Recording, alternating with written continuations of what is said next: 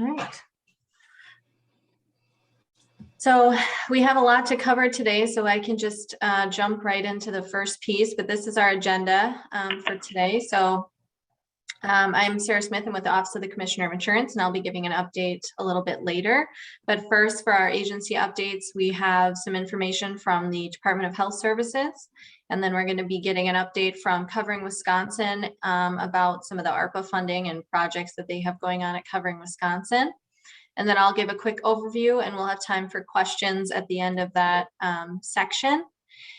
And then when we get into the next group, it'll be for work group report outs. And so we're going to go through each of our work groups, get a bit of an overview of what projects they have going on and some of the ways that you can provide input on the work that they're doing.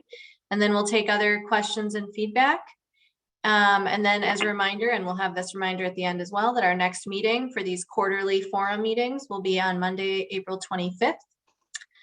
So I will jump into the beginning of this because, like I said, we have quite a lot to go through, and I'm sure many of you will have questions and we'll have a great discussion. So I will go to the next slide here and the DHS update on the public health emergency unwinding. And I believe I'm handing this over to Maciel. Yes. Hi, good afternoon, everybody. My name is Maciel Gomez, and I'm an enrollment and outreach coordinator with the Department of Health Services. And I am here definitely to give a brief overview of the PHE unwinding status. Sarah, will you be forwarding? Okay, you'll go. Okay, next slide, please. Thank you. So before I go into the update, I think I'll just give everybody a little bit of a refresher of what took place and how it all began, and then we'll go from where are we at today in 2022. So due to the COVID-19 pandemic, DMS implemented a number of changes related to policies and processes, not only to Medicaid, but to other healthcare programs as well. The changes were intended to preserve healthcare and to ensure the safety and well-being of the Wisconsin residents during this pandemic. They also were intended to harmonize various state and federal authorities and funding opportunities, which included the enhancement of federal funding under the Families First Coronavirus Response Act. Next.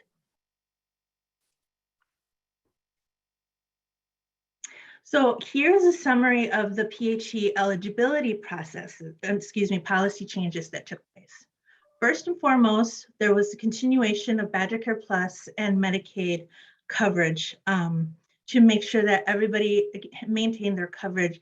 Only two exceptions would be, number one, if someone decided to move out of state and solicit coverage in that state, so it would stop their Badger Care Plus in Wisconsin, or if that individual just felt they no longer wanted to have Medicaid or Badger Care Plus and call the IM agency to close their case. The other changes were we postponed renewals, and we also were using the best available information for folks to address any case changes or any updates that were needed from them. In addition to that, we suspended the premiums for Badger Care Plus, and we also suspended the treatment needs questions and the work requirements for the MAP program. The expansion of presumptive eligibility was granted to the elderly and blind and disabled population as well. Next.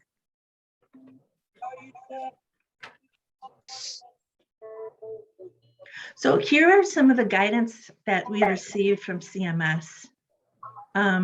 First of all, we need to take a risk-based approach to address any pending eligibility and enrollment actions.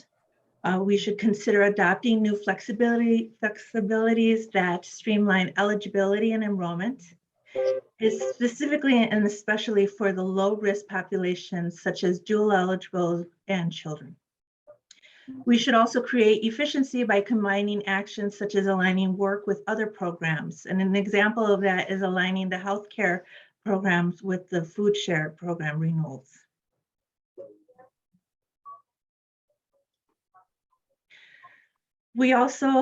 Guidance also included policy effective dates must comply with the Families First Coronavirus Response Act.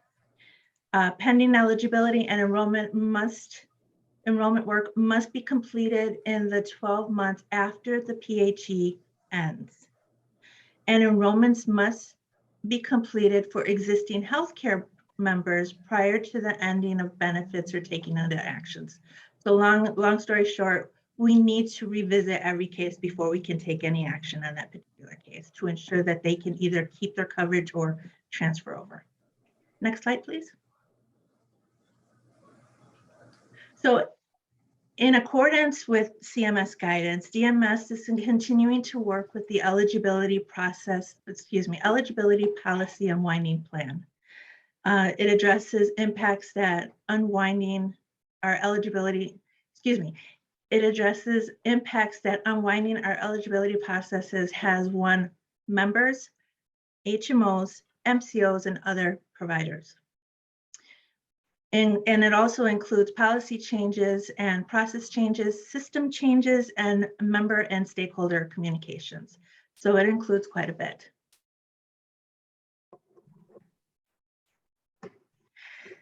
So the unwinding goals are to minimize the negative impact of unwinding on members, helping them keep or obtain healthcare coverage. We'll proactively collaborate with stakeholders, simplify the changes from unwinding. We're going to plan and communicate, distribute a work plan, also comply with the federal policy and the QC requirements. Now, here's what everybody's been asking about. What's the timeline? So the unwinding start date is dependent on the security of Health and Human Services ending the public health emergency. At minimum, we will have 60 days from the notice prior to the end of the PHE per a CMS letter to state Medicaid agencies. CMS is also allowing 12 months to complete all the pending eligibility and enrollment work. Ending of continuous healthcare coverage at the end of the PHE on a rolling basis, also redistribution of healthcare renewals from, as of right now, when we've been updated, as of June of 2022 through May of 2023. That's if the PHE ends on April 16th, 2022. That potentially could change. We're still waiting for the final word on that. And with that, we will go ahead and reintroduce the MAP work requirements and the premiums for MAP and CHIP children at the beginning of the quarter after the PHE ends.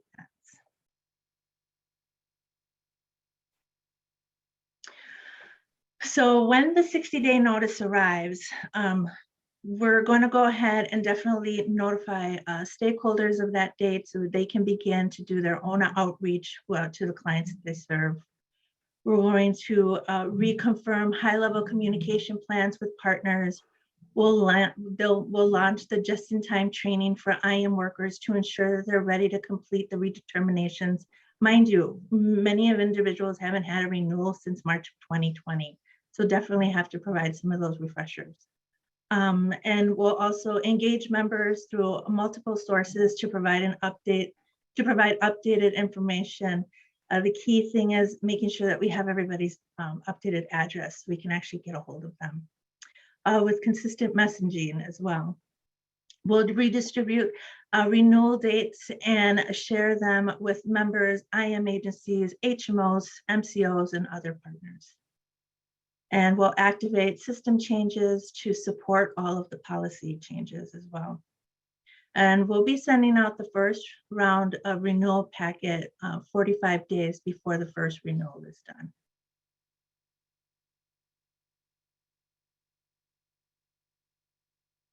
So with that, we will definitely have collaboration with partners in the community.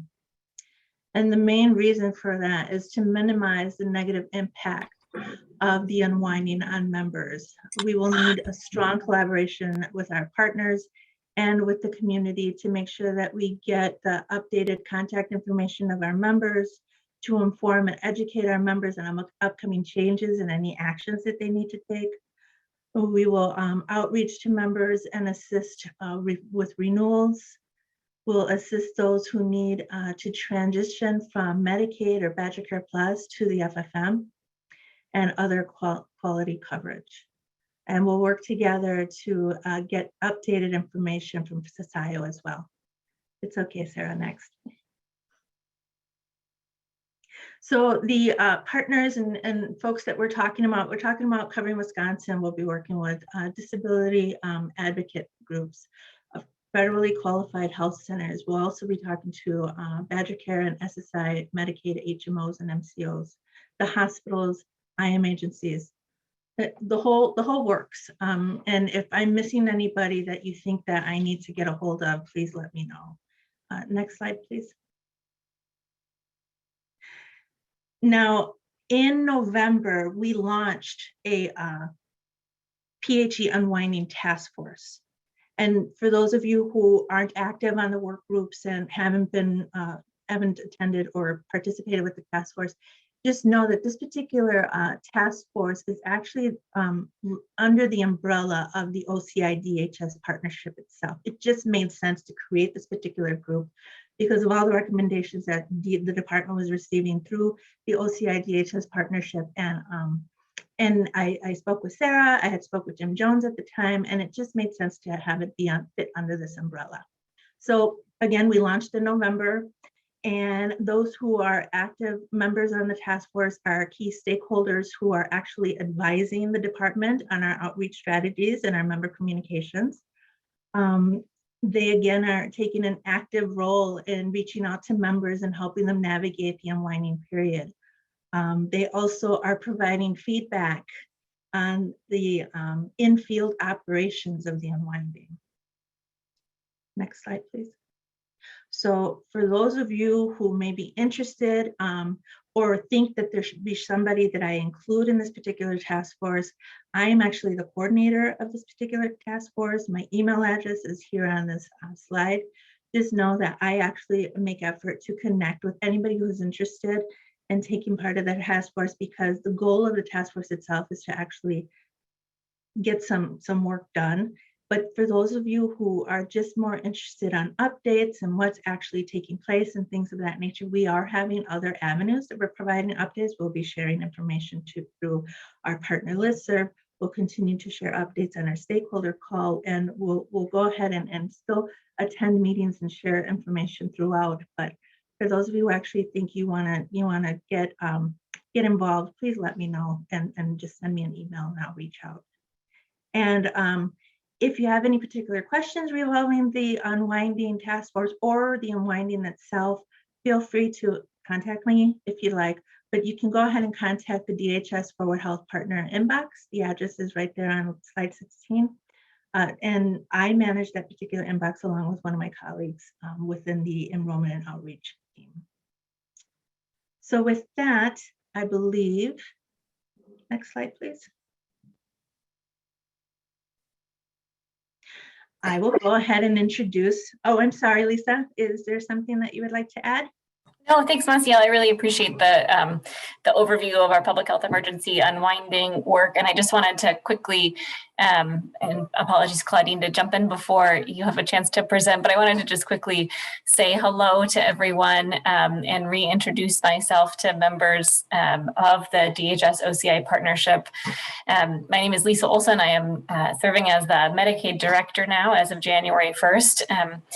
But for those of you who were part of the partnership from its inception, I was able to engage with this group back when we got started at the direction of the governor when I was in the secretary's office. And I'm just really pleased to be back here with all of you and appreciate your continued support for all things outreach enrollment and helping to keep folks covered in the best health plan that works for them, and appreciate that work also as it relates to all of our unwinding efforts. So thank you, and I'll turn it over to Claudine.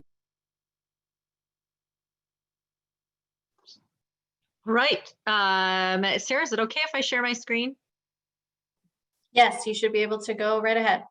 Fantastic. Yes, I'm going to stop that for a second.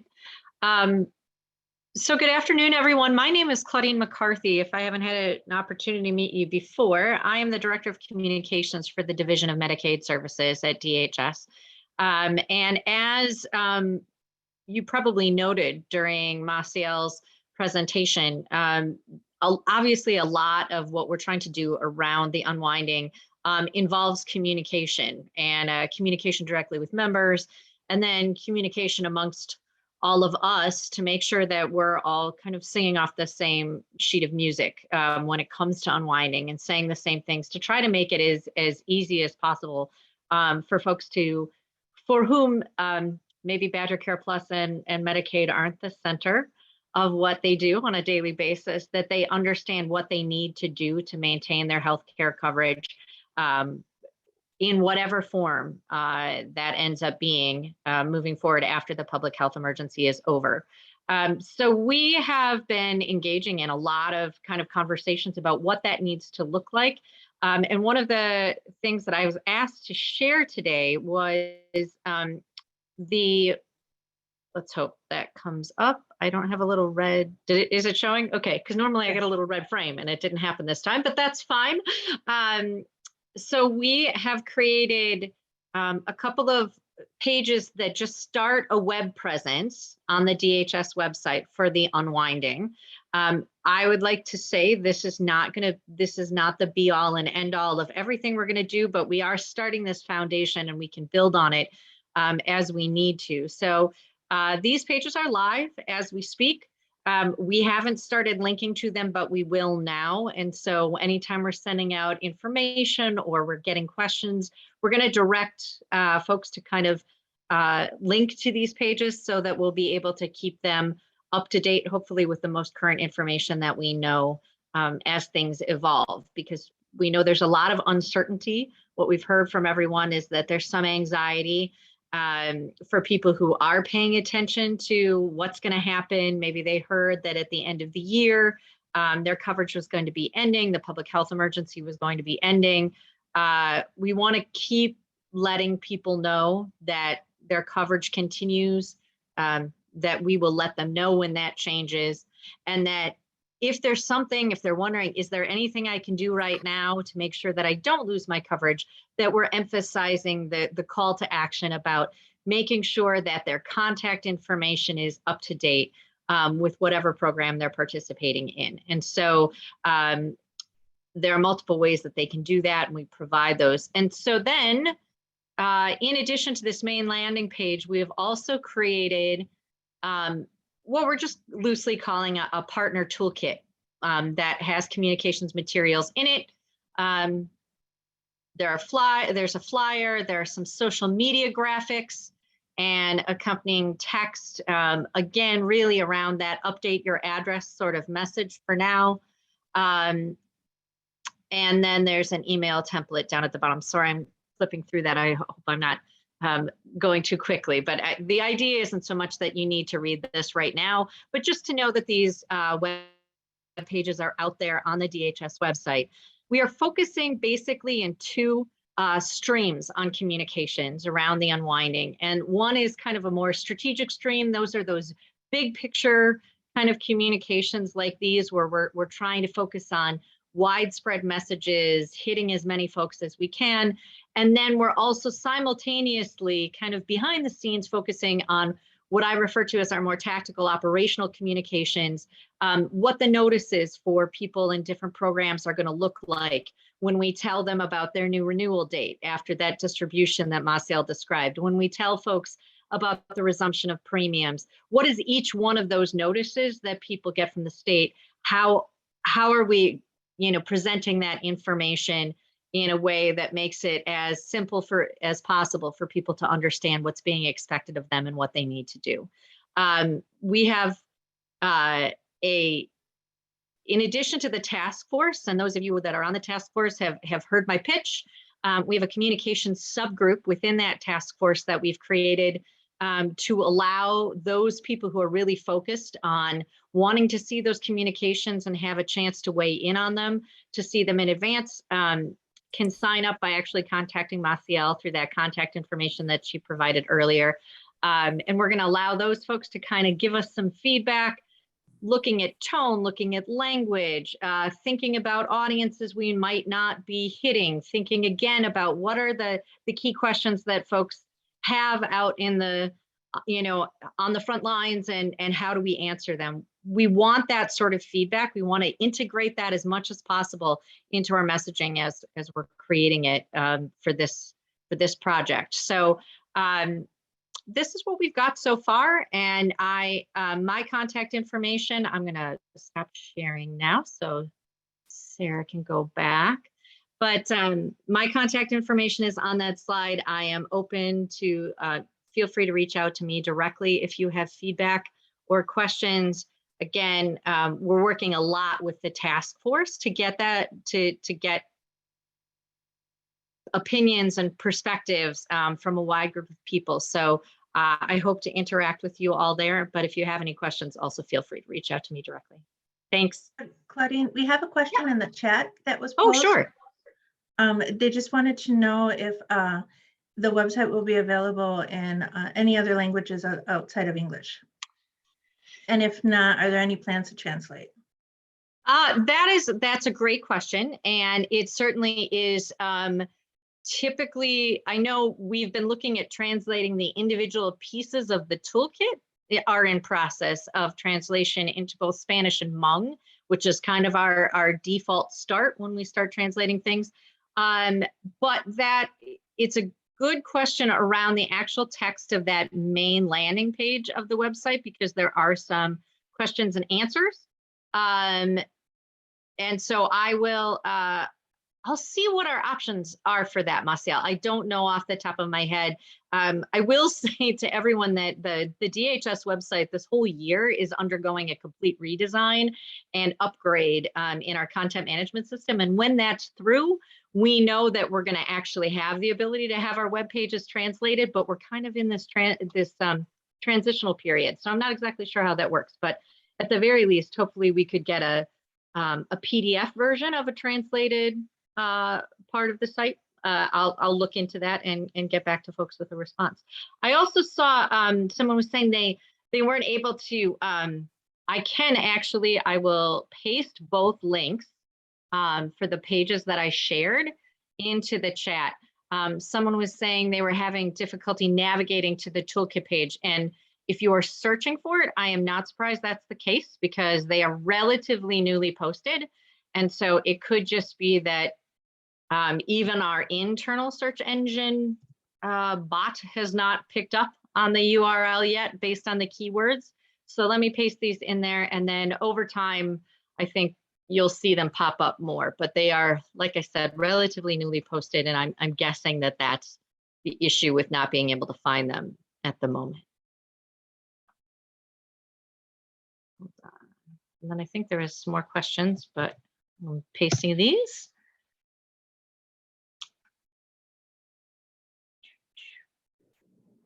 And Sarah, was the PowerPoint included in the invite? I thought that. No, so we have we sent out the agenda, but we're happy to send, and we've done that before, kind of a PDF version of the slide deck, so you can see all of those things with the contact information and everything else that's on the slides as well, if you have follow-up questions after the fact. So Thank you. And I will also say, if folks take a look at the toolkit, and like I said, in some of the places you'll actually see they're kind of placeholders for places where we're getting some of the messages translated into Spanish and Hmong. If there are other languages that we need to do, please let me know. If there are, we've had some discussion about, is there a need for us to do any sort of communication like we have in American Sign Language? Is there, we're open to kind of pursuing this in different ways, but feedback is always helpful to help us kind of prioritize where the greatest needs are. And that's where I encourage you to use that DHS Forward Health Partner inbox. We're capturing all that information in there. You're welcome to email Claudine and myself directly, but I'm trying to pinpoint that particular point of contact. Thank you. Sorry, Sarah, I think we went over time here. no, that's all right. I don't think there are any other questions coming in the chat at this point, so we can go to the next section, which is an update from Covering Wisconsin. So I'll hand it over to Allison. Thanks so much. So yes, I'm Allison Espeseth. I'm the director of Covering Wisconsin. So this section is going to really be focused on, whereas Maciel was talking about the DHS side of the unwinding and the various ways they're rolling out to support that process. And I like that first goal, the really just trying to minimize the negative impact. I'm going to talk about the stakeholder support, the community support for this initiative, this effort. So if you can go to the next slide. So Covering Wisconsin, as I'm sure most of you know, is the federally funded and certified health insurance navigator agency for Wisconsin. We help consumers and professionals with Medicaid, Badger Care, and Marketplace eligibility and enrollment. So back in the fall, we were the recipient of $2 million in funding as part of the American Rescue Plan Act that Wisconsin received, and Wisconsin decided to direct to this work, and especially the community support for it. And most of it is focused really on this unwinding, the unwinding of the continuous eligibility for Medicaid. The activities and efforts will be supported through at least June 2022. That's what we're projecting out through the current budget and deliverables plan. Of course, we'll just have to watch and wait and see what happens exactly with the timeline for unwinding.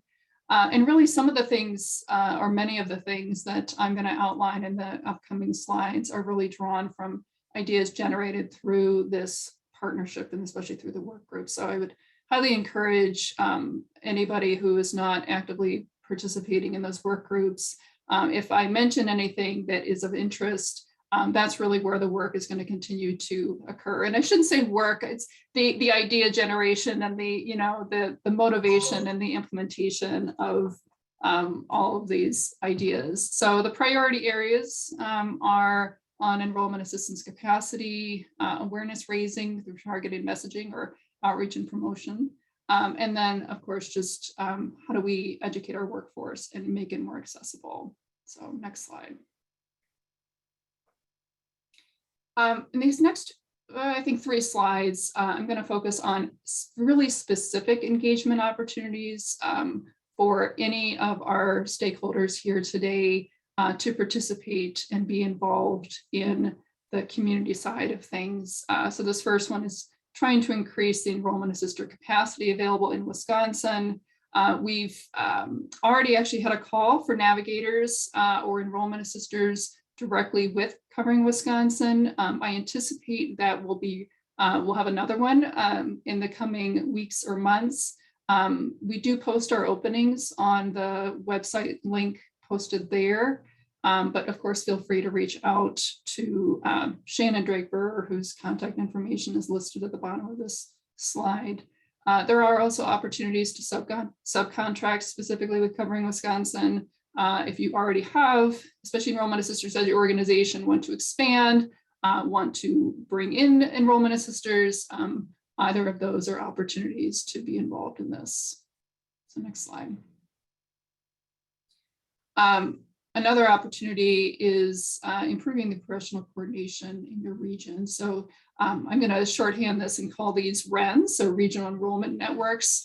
We did have that initiative early in the days of the marketplace. We do still have some existing in Wisconsin, and we want to continue to support and encourage that kind of initiative and effort because we know that sharing information and being really connected with others in your community that are doing this work or have a stake in this work is so important.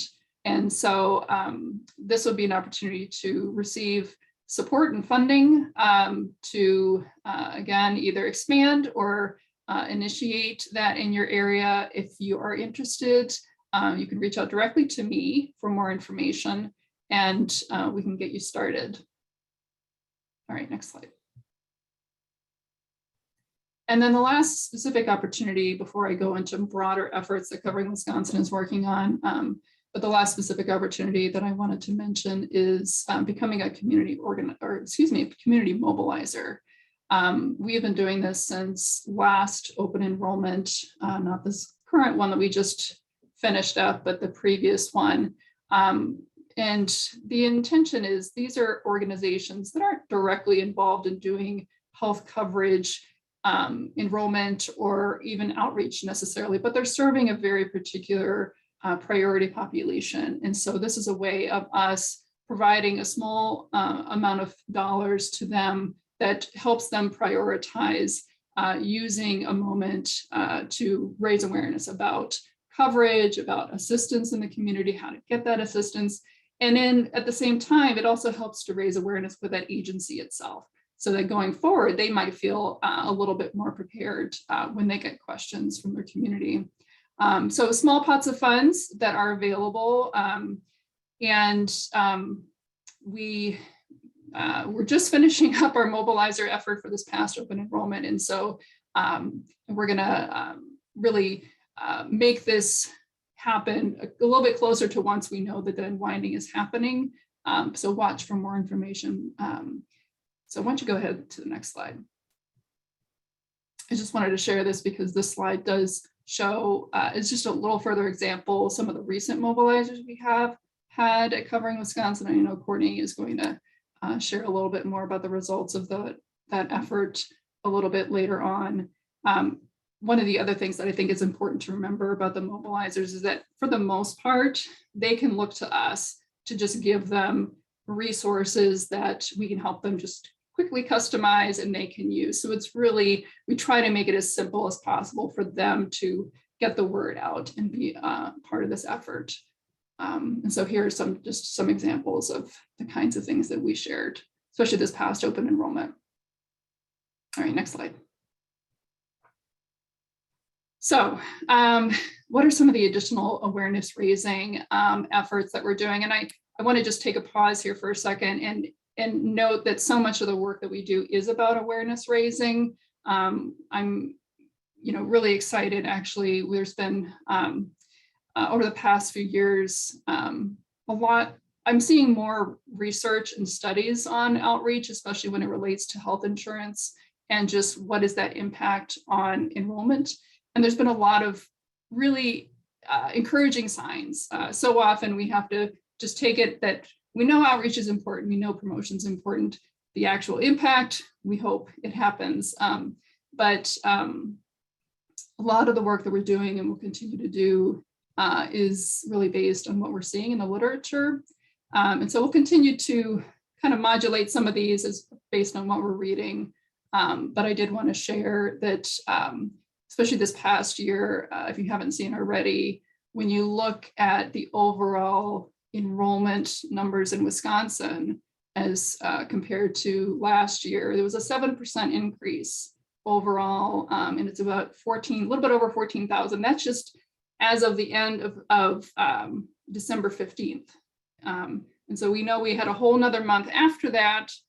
So I think the overall impact is just going to be really tremendous this year. And I really do think that this huge work of this partnership of everybody working together, these promotional campaigns, all the outreach that's going on, I think it's making a difference. I really do. Anyways, we're going to be doing more for the unwinding, and it will, as you see here, we're going to be doing more promotions, continuing with the work with the Wisconsin Broadcasters Association, as well as other media, really try to be attentive to what makes sense in certain communities and what people seem to pay attention to in certain communities.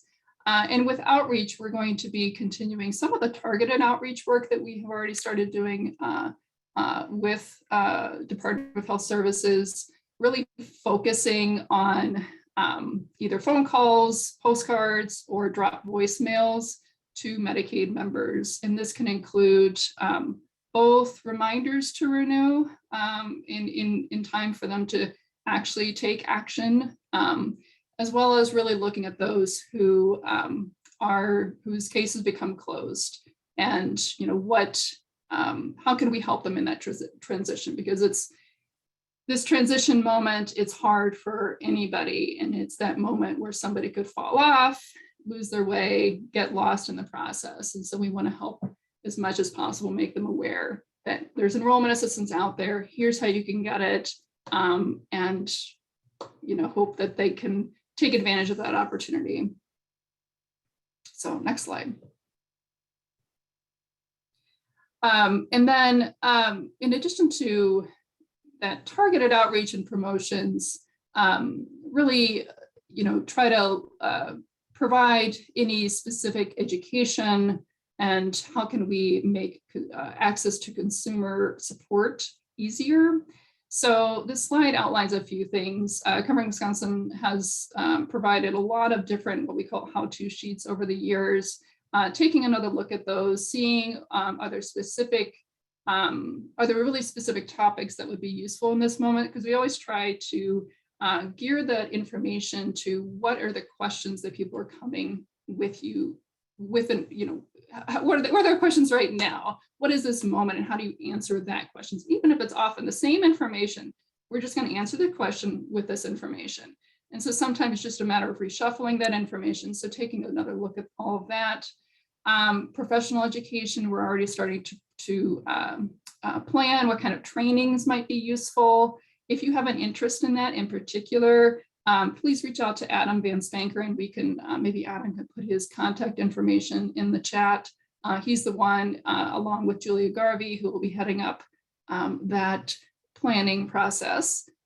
And then finally, one thing that we're really excited about is developing a different mechanism for people to access help, the enrollment help that's available. So we currently have, WIS Covered. Covering Wisconsin has our enrollment tool where people can search by the connector tool, I should say. They can search by zip code to try to find who is in their area that can help them, which are great, and they definitely get a lot of traffic. We want to provide a slightly different mechanism using either texting and or chatbot that would be available still on WIS Covered and through Covering Wisconsin as a way for different platform, a different format. We know that we're all just much more increasingly using that kind of platform to access information and to get, customer service or whatever.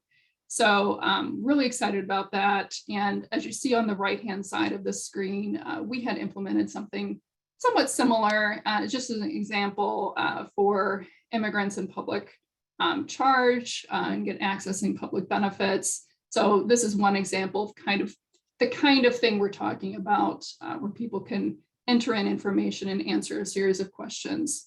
And looking to couple that with an opportunity to even do a screening for eligibility of different programs. So more to come on that. And then to continue a practice we've been engaging in with Wisconsin 211, where we have them do warm transfers. So when a consumer calls 211, typically what happens is that person is given maybe 3 different phone numbers of resources. They can then reach back out and actually call those phone numbers to get the assistance they need, which is fine and great. And hopefully most people do take that step. But again, it's another. And so one of the things we've been engaging with 211 is if somebody calls to offer, hey, I can directly connect you. You don't have to make a phone call. I can do it for you. And just reduce that step, make it a little bit easier. And so hopefully the intent is to continue that plan throughout the whole year of the unwinding. So next slide. So that's a quick overview of the initiatives we have planned and are already working on. Like I said, if you are interested in participating in any of those or engaging in any way or have questions, here's our general contact information. I had specific contacts for different initiatives throughout the slides. So I think one way or another, you'll find the person you need to talk to. So thank you. Thanks, Allison. And I didn't see, I don't know if there are specific questions for me. So Mostly there's just applause. There's positive commentary in the chat. Everyone's excited about the enrollment numbers we've seen and the collaboration and the importance of that. So good, excellent. No questions for you. All right. Thank you. Thanks, Allison. So I'll give a quick OCI update, but we have quite a lot to still go through, so I'll keep it short. So one update is on our federal grant. For those of you who've attended these partnership meetings before, you've heard us talk about this, but we received a federal grant last fall that is kind of two parts to it, one of them being market analysis of Wisconsin's health insurance marketplace, and then the other piece being around public relations and marketing and outreach that would be informed by the results of that market analysis. So the current piece we are working on at the moment is the RFP review for the entity that would conduct the market analysis. The selection has not been made in that process yet, but we are hoping sometime in early February, we'd make an announcement as to the results of that RFP process. And then they would be conducting a market analysis with some of these items in mind, getting a snapshot of our current enrollment and the type of plans people have, identifying counties with high uninsured rates and understanding the access barriers that exist in those counties, and just gaining a better understanding of uninsured consumers. There are quite a lot of other kind of deliverables and goals for the market analysis, but that's just a bit of the overview as in terms of what we would hope to get out of that. So again, that would be, if we announce that in early February, it'd be done, throughout the late winter and through the spring. So we are hoping we'll have more information that can inform our outreach and marketing efforts for the 2023 open enrollment later this year.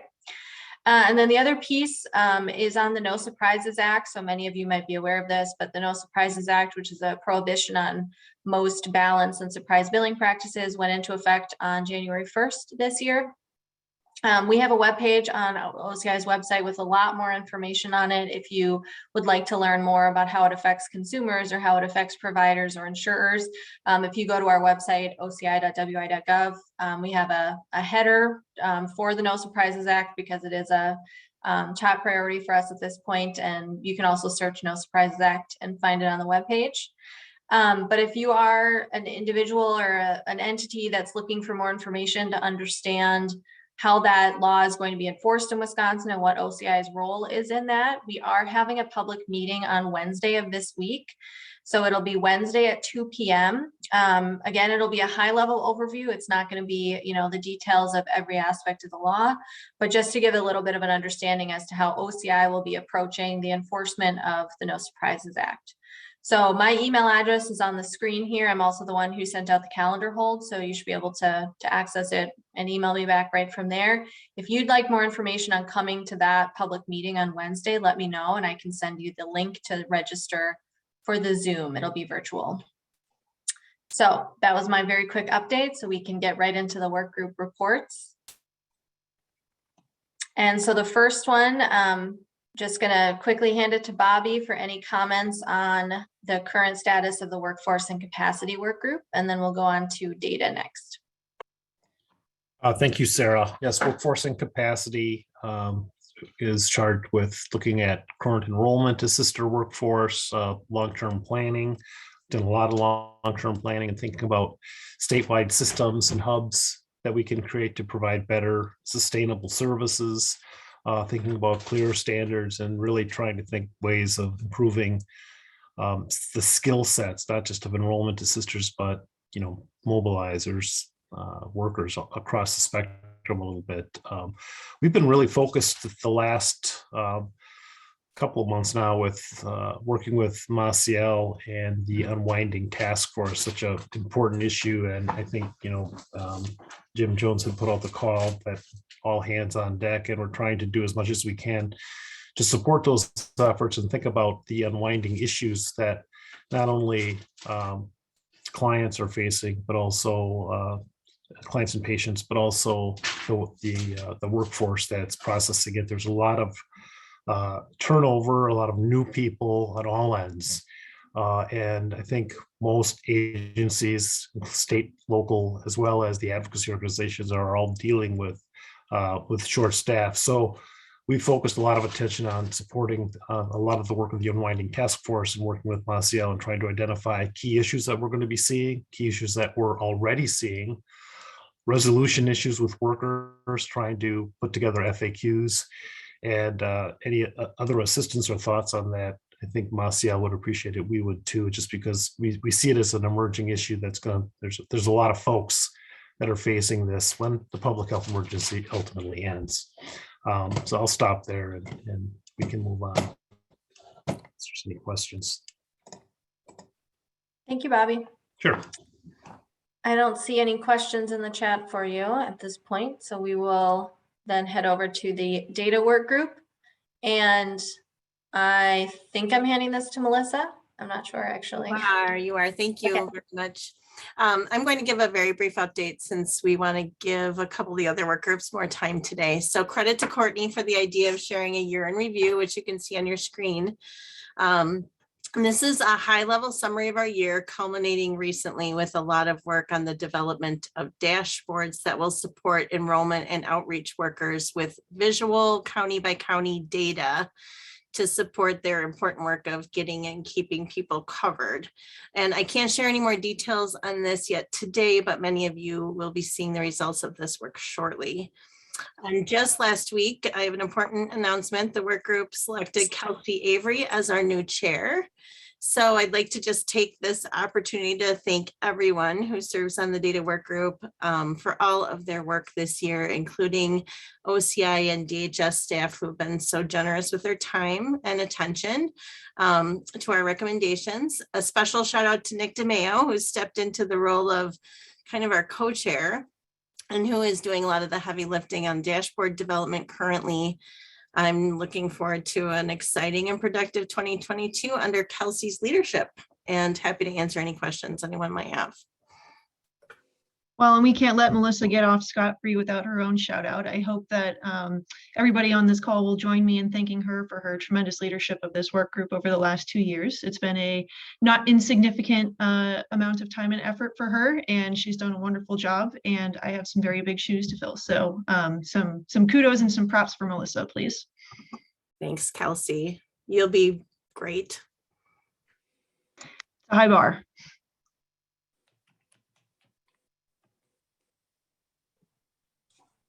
Yes, thank you so much, Melissa. And thank you for sharing that update. And we're excited to continue this work group with Kelsey Avery leading the charge. So I don't see any questions in the chat, just kudos for Melissa's work over the last couple of years. So then we can jump to the next work group, which is marketing. So I think I'm handing it to Stephanie first, right?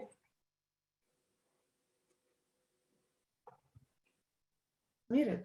So just to give a little bit of some background, when we started preparing for open enrollment, our strategy that we decided upon was, create some consumer tested key messages, create scripts for radio and a TV campaign, and help work together as a team to boost social media. So a lot of the messaging and strategies and ideas about how to reach audiences really were developed within the group in a lot of co-creation sort of sessions. So the call to action was to call to and want to go to Discovery. We try to always keep it very, very simple. If you hear a radio ad or something, you need to be able to remember the phone number. So we do want to keep it simple. If you'll go to the next slide.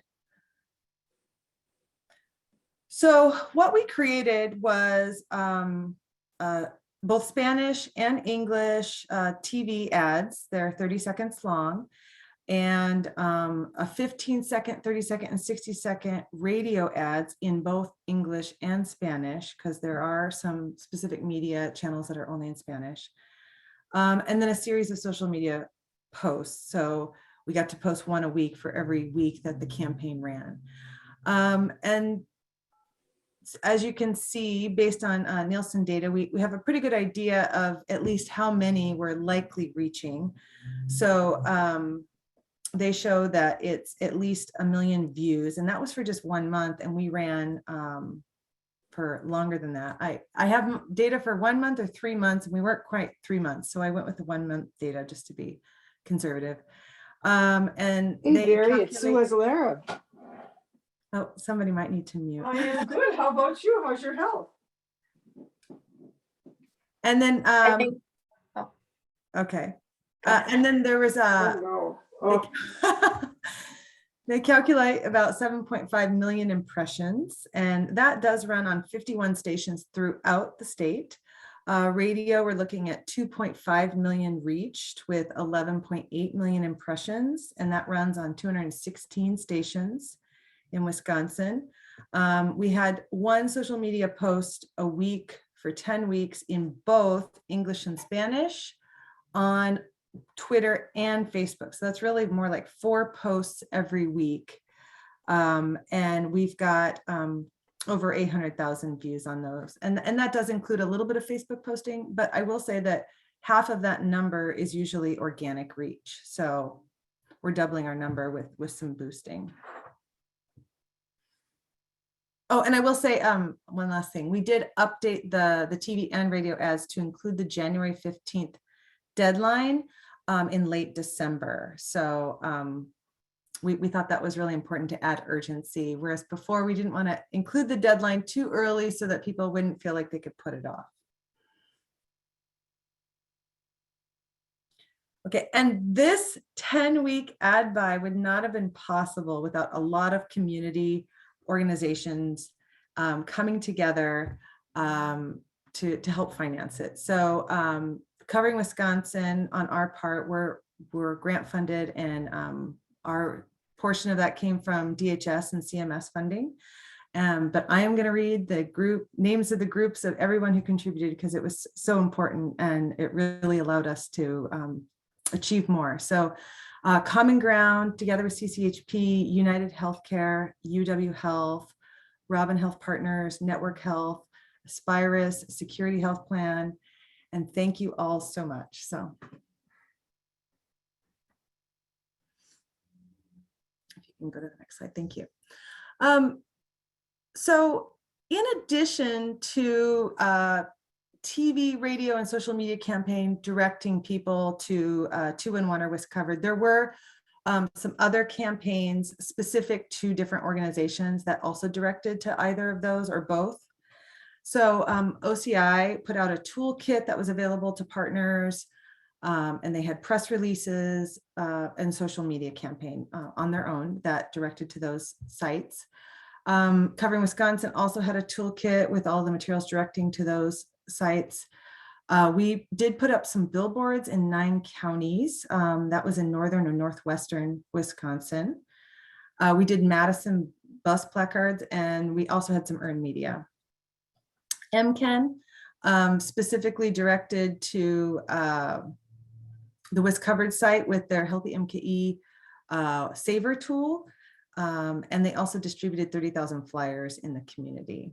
And Partnership Community Health Center had some Google Agility ads. So there might have been more. Those are the ones of work group participants who were also using the same messaging to get out the word. So OCI's toolkit was available on the WISC covered website, and you were able to personalize the ads to some extent, and it was every post was available in English, Spanish, and Hmong. And as you can see, a lot of the usage was by insurance agencies, health departments, local and tribal government, state agencies, municipalities, and legislature.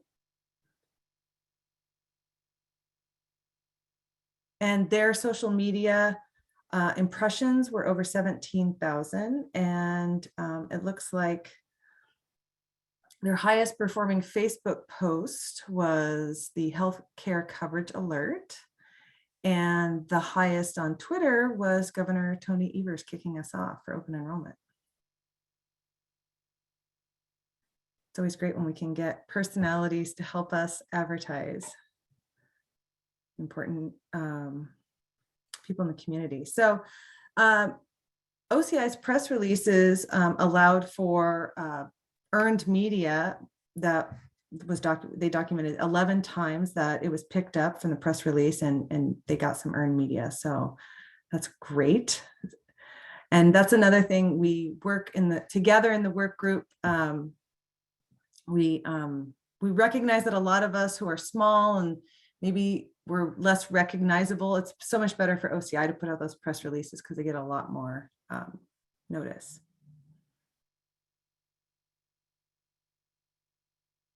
Covering Wisconsin additionally had a toolkit. We had 36 different images and messages, and which were all available in social media formats, flyers, and outreach cards.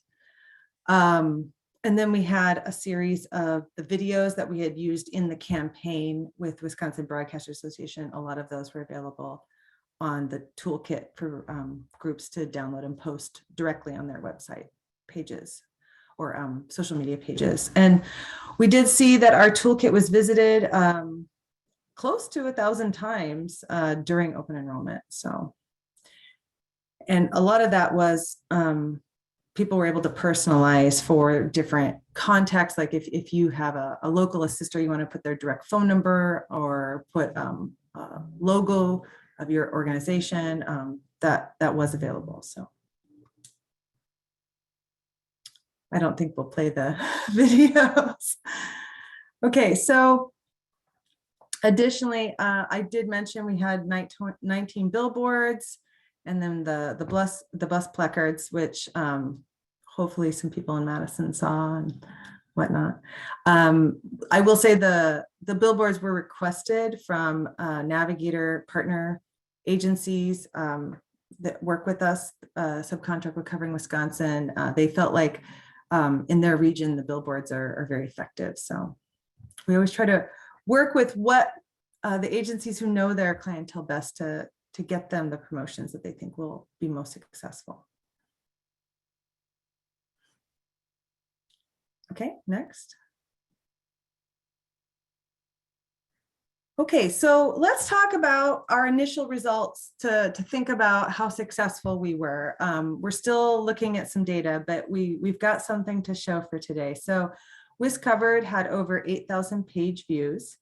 There was as you can see with the map here, there was a very strong presence in Milwaukee and Madison. We did get some out-of-state visitors. I thought the one from Virginia was the most interesting.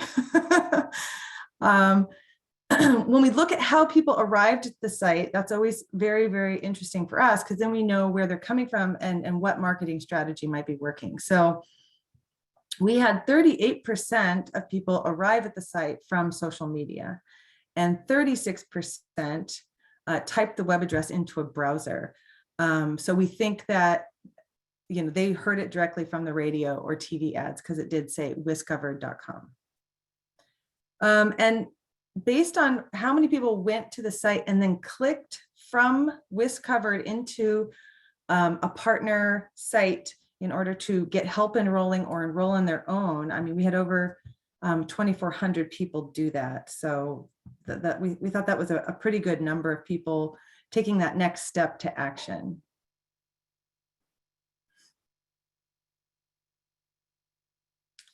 Okay, and then 211 data. We have here on the screen both last year's and this year's, and we did better this year, so we were very pleased to see that. And one of the things that we find very, very interesting is looking at the map where the calls for 211 are coming in from. So as you can see, not a large, it's not like the WisCovered site that had a very large presence from Milwaukee and Madison. Now we've got a much larger spread of high call volume coming from across the map. Next slide.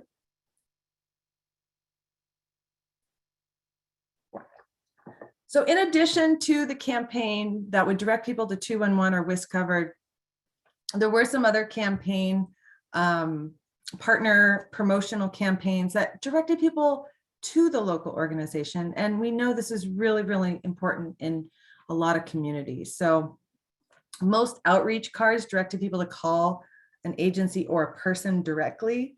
Covering Wisconsin, working with a navigator in the Northwoods region, suggested, you know, the rural magazine and other print publications are really important in our community. So let's put some ads there. And So we did 8 weeks in 6 rural publications, and the navigator reported the majority of phone calls came from those ads, which we thought was really interesting.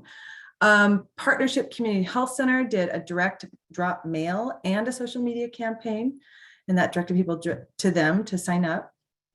And Milwaukee had a huge campaign, and they've got some really interesting numbers of how many people that they directed to the Healthy MKE site. So if you want to learn more, I suggest you join our group or contact them directly, as I don't have time to cover all of the great stuff that they did.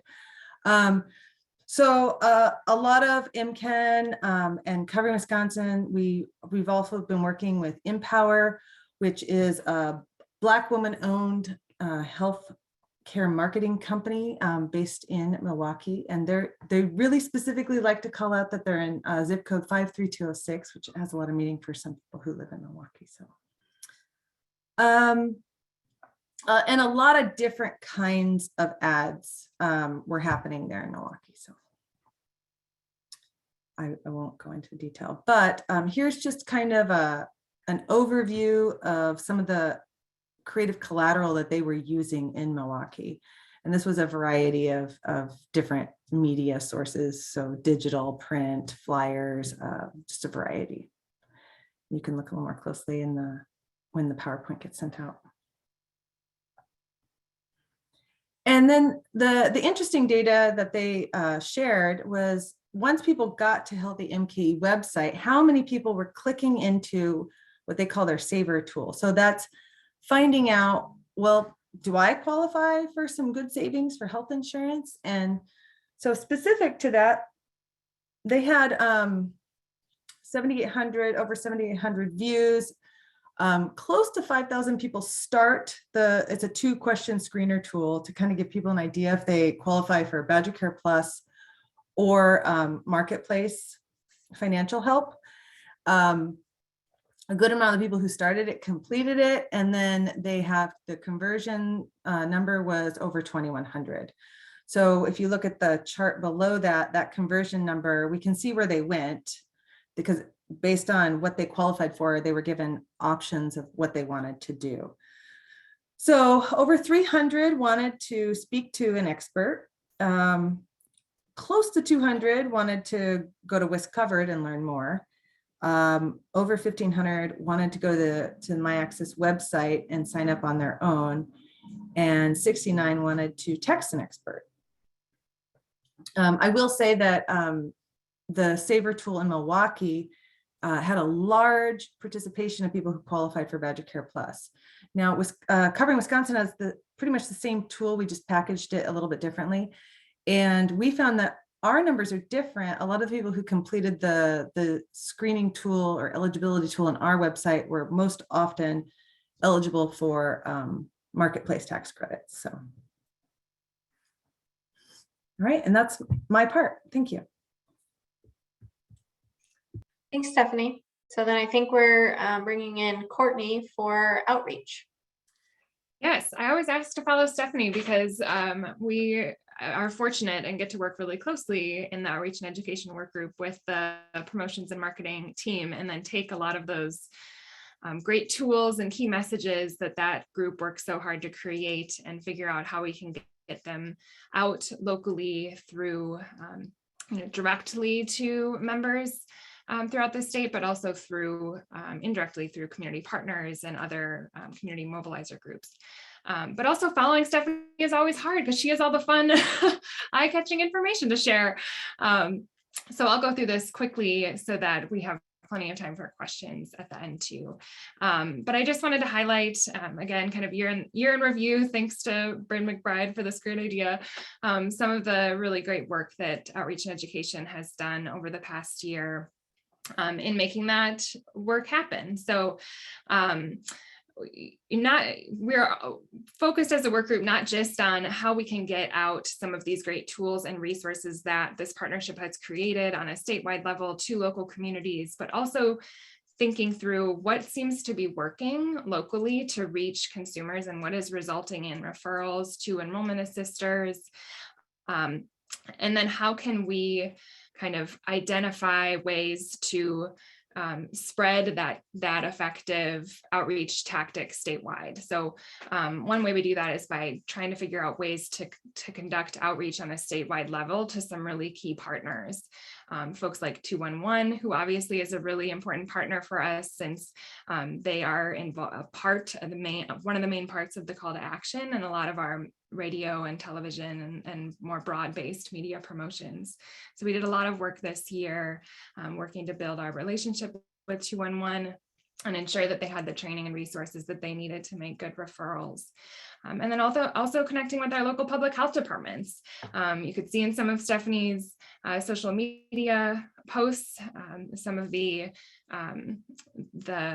ways that local public health is picking up on that messaging and spreading the word about health insurance, in addition to all of the other health related messages that they're getting out right now. And that's in part, I think, thanks to the great work that a lot of our outreach and education work group members did on trying to identify ways to strengthen that relationship with public health. I'm not going to read through all of this since you'll get the slides, but just also wanted to highlight that, the outreach and education work group also was really instrumental in kind of developing and doing some of that idea generation that Allison was speaking to around ways to support members at the end of the public health emergency unwinding this year. And a lot of our recommendations for outreach activities and communication methods and strategies, ways to kind of tools and resources that partners would need and use to communicate with members related to the unwinding were developed through our work group, and we received support for many of them at the kind of DHS OCI leadership level, which was great this year. And we're also, as a work group, always keeping an eye on other key policy issues and health related issues that impact members' health and may be topics of interest to our shared consumers, things like the pandemic EBT program and emergency broadband, things like that, other programs that are out there for consumers and should be integrated into some of our messaging. Looking ahead to 2022, in the next slide, Sarah, we're going to really continue and focus on kind of ways to implement outreach strategies to support consumers at the end of the public health emergency, particularly ways that we can work with our data work group partners to use, and DHS to use data to sort of plan for and modify as possible our outreach approaches throughout the public health emergency unwinding, as we're seeing kind of where we may be running into issues or where we really need to focus some of our outreach activities and some of our community mobilizer efforts potentially. And then another main point of our work group is just to try and coordinate across stakeholders as much as possible. And that's something that we really emphasize in all of our recommendations, the importance of using these key messages, using these shared tools and shared messages so that we're providing consistent information across the state to consumers looking for information about health insurance. So if you are interested in joining the outreach and education work group, because that is a huge focus of our work, how we can use what's happening on the ground, what's working from an outreach perspective to kind of create recommendations and scale some of those strategies on a statewide level, but also how can we get out some of these statewide resources locally. Involvement from other community partners and folks doing this work is really important. So if you're interested in participating in the work group, providing your feedback and input, or if you're just interested in getting feedback on your own outreach strategies or kind of learning best practices from others across the state that are doing this sort of work, please contact me and we'd love to have you join our group. And then I was just going to touch very briefly on the community mobilizer mini grants. Allison did a great job of overviewing kind of what that program has looked like through covering Wisconsin. But that is one recommendation that came out of the outreach work group and we will be moving forward with in this next year related to the unwinding. And I just wanted to highlight that kind of that term mobilizer gets defined in a lot of different ways, depending on the setting. So this could be a community partner organization, like we mentioned earlier, or an individual who really is that trusted voice or trusted messenger in a community that could be really impactful in spreading the word about these health insurance options and the free local enrollment help that exists throughout the state. So the next slide includes just some examples of the type of activities that some of our mobilizers have engaged in, things like including outreach cards with local enrollment assister information in food boxes at a weekly food box delivery here in Madison at a community center, for example. Or a lot of our mobilizers this year had success including messaging in local advertisements, like the newspaper you see above, or through social media or other local newsletters. But there are lots of, a variety of ways that folks spread the message. And the point of these mobilizer grants is really to trust that these individuals and organizations know the best messages and the best ways to deliver this information in their community. So if you know of an organization, if you yourself are interested in potentially serving as a mobilizer, or you have ideas for organizations in your community or individuals in your community that you think might be interested in serving as a mobilizer related to the public health emergency unwinding, please reach out to me. We, like Allison said, are planning to implement this a little bit closer to when we know when the actual start date of Medicaid renewals will be. But right now we're kind of planning and gathering a list of potentially interested organizations to help us quickly take action once we have that date. So please reach out to me if you or a partner that you work with you think would be a good fit.